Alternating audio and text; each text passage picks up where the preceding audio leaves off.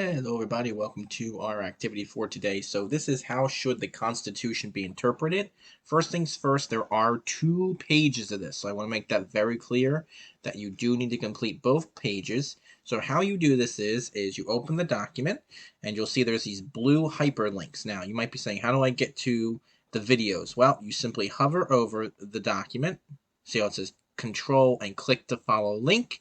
So when you do that, you'll get a little hand here. And when you do that, you'll press Control on your keyboard and click on the link.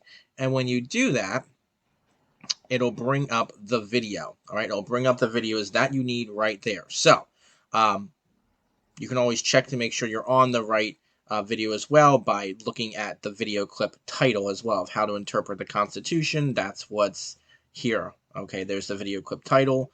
There is the name of the video. All right, so you're going to do that for each of these sections. All right, and for the chart down here at the bottom. Let me know if you have any questions or concerns, and I hope to talk to y'all soon.